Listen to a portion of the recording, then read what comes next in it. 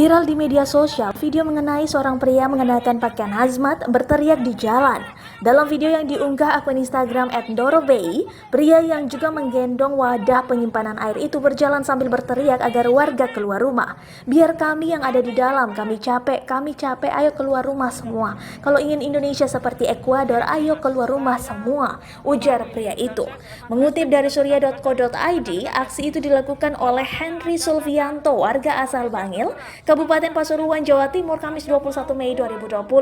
Henry mengatakan, apa yang dia lakukan merupakan bentuk keprihatinan terhadap warga yang sepertinya tak peduli tentang bahaya COVID-19.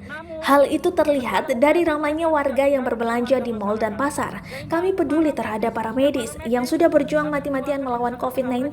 Di sisi lain, kami juga prihatin kepada masyarakat yang tetap berbelanja baju menjelang Lebaran tanpa memikirkan risiko penyebaran COVID-19, kata Henry usai melakukan aksi. Henry mengatakan masyarakat yang berkerumun hanya untuk membeli baju Lebaran lupa terhadap perjuangan tim medis. Kami jujur sangat prihatin, mereka lupa ada tim medis yang terus berjuang. Banyak para medis yang berjuang untuk merawat pasien corona, tapi ini masih banyak masyarakat yang mengerumuni mal dan santai, ujar dia.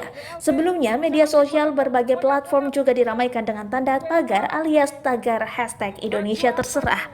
Warganet menyuarakan kekecewaan mereka tentang kebijakan pemerintah yang dianggap melonggarkan pergerakan masyarakat menjelang Lebaran.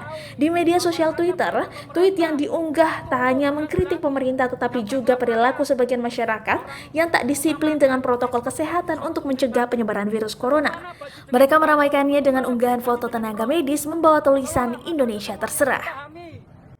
Ikuti anjuran pemerintah, tidak akan ada pemerintah yang akan membunuh rakyatnya. Demikian, Bang.